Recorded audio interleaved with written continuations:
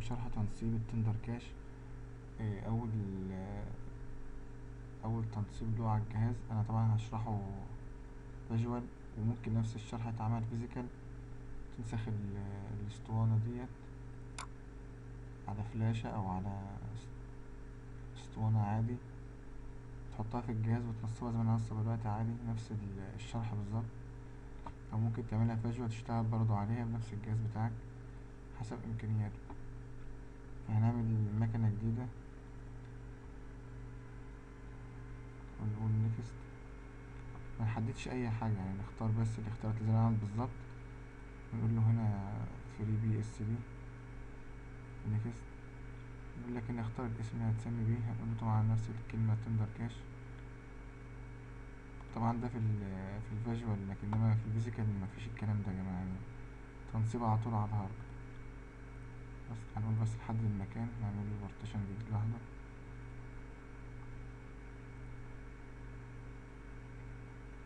هنقول له في الدي، هنقول له فولدر نفس الاسم تندر كاش. اوكي نيكست. طبعا بيقول لك عايز مساحة الهارد كام، هنعملها مبدئيا 20. انت ممكن تبدأ بالفيزيكال بهارد مثلا 40 80 بيتحط عليه السيستم الأول يعني إن شاء الله، وبعد كده هنزود هاردات وهنعرفكم ازاي نفرمطها ونقسمها إن شاء الله بنفس في التندر نفسه والقيمة بتاعة الأدمن. نيكست فينيش. احنا كده عملنا الخواص، بقى نختار يعني نشوف الرامات كام ونشوف البروسيسور كام. يعني الرامات 56 هنخليها مثلا هنا 1 يعني تجربة بس، يعني أقل حاجة يعني نجرب بالفيزيكال. الفيجوال نخليها كده يعني التجربة بجرب يعني عشان التنسيق قدامكم، بعد كده ان شاء الله عايز يجرب بالفيجوال ويشتغل بيها يشوف جهاز يكون راماته اقل حاجة تكون 4 او 8 عشان يقدر يتحكم ويسيب مساحة للويندوز ومساحة للتندر يقدر يشتغل بيها يعني. وهنا البروسيسور زي ما هو 1، والهارد زي ما احنا قلنا 20. طبعا لو حبيت بقى ازود هارد تاني يعني ده اللي عليه السيستم، بعد ما نخلص هنرجع تاني للقائمة دي ونزود هارد كمان زي ما احنا عايزين بقى في المساحة بتاعتنا يعني. هنا الاسطوانة بنختار هنا الايمج،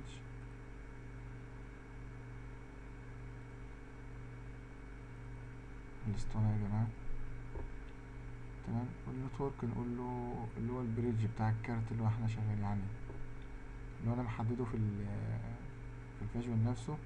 ممكن ندخل له الكارت بتاعي او البريدج يعني اخد نت منه مباشر يعني. وبعد كده نحدد بقى احنا عايزينه تبع الخروج او الدخول، ونقول اوكي، نقول بلاي فيجوال. نبدأ بسم الله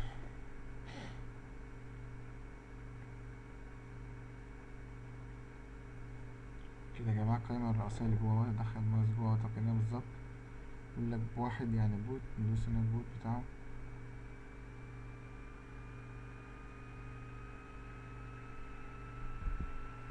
اكبر لكم الصفحة اهي.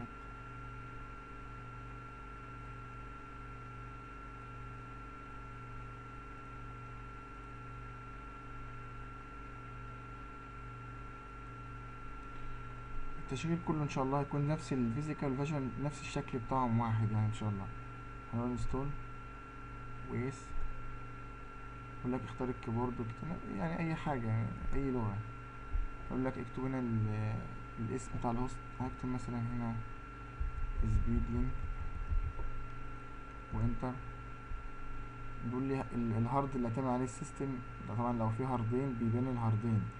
طبعا في الفيجوال احنا اخترنا اول هارد، بعد كده نختار له هارد بعد كده تاني ونشوف هنقسمه بعد كده ازاي. هنقول مسطره تحديد اوكي، يعني حددنا الهارد يعني لازم نحدد الهارد. اوكي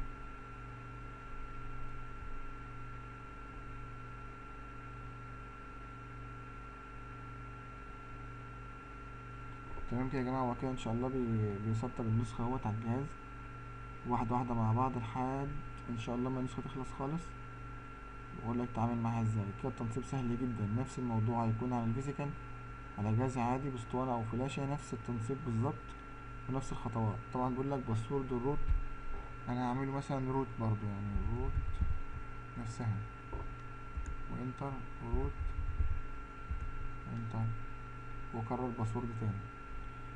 هنا اقول لك كارت النت اللي هنفعل بقى الايات بتاعته ان شاء الله اهو. اللي هو الاولاني بيكون اسم كارت النت بتاعنا، واختار البروتوكول بتاعه يس. بعد كده اقول له نو، يعني اول اختيار يس والتاني نو عشان نكتب ايبات يدوي. يقول لك ايبات التندر بتاعك هيكون كام. انا فرضا هعمل له ايبات نفس اللي هتعملوها بالظبط في الفيزيكال والفيجوال، يعني اعملوها حتى يكون زيه ويكون زي الشرح. يعني 192.200.10.2، والماسك 255.255.255.0. الجيت واي اللي هو بتاع الاي بي نفسه اللي هو اللي فوق. يعني يا جماعه الجيت واي لو احنا قلنا 192.210.2، يبقى الجيت واي بتاع الاي بي اللي احنا كتبناه يبقى 192.210.1، يعني 192.210.1.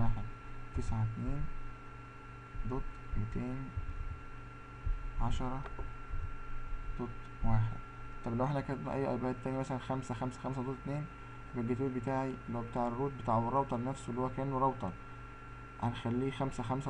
بس خلينا نفس اللي احنا عاملينه بالظبط ونتابع نفس الشرح واحد، يعني عشان كل شغلنا يكون شكل بعض في الشرح. ونقول له اوكي. الدي ان اس هكتب مثلا العلامة اللي هي عايزة تحجب الإباحي تكتب دي ان اس بتاع الإباحي، انما لو عايزه بتاع جوجل بكتب بتاع جوجل، ده اللي نعتمد عليه في الشغل. يعني 8.8.8.8.8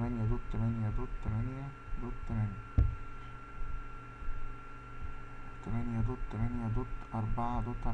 ده الدي ان اس بتاع جوجل يا جماعة. اللي عايز بقى يكتب بتاع الإباحي يبقى يكتب بتاع الإباحي في ورقة ويرجع يكتبه تاني زي ما احنا كتبنا ده ان شاء الله، وانتر، ونختار يس.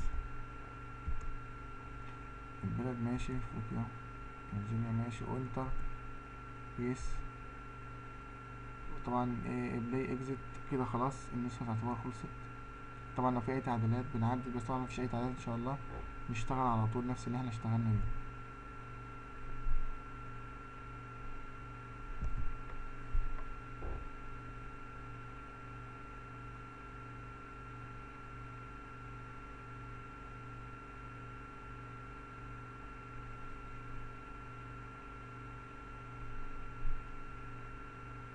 طبعا نفس الشكل بالظبط اللي يظهر في الجهاز او على الشاشة.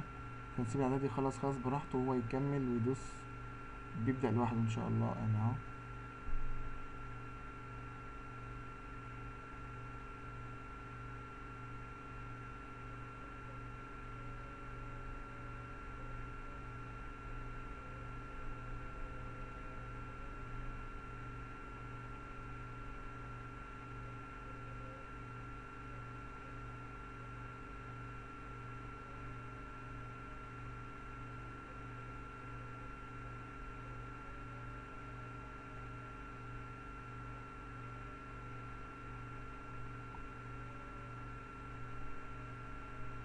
هنا بيشيك على الانترنت يا جماعة.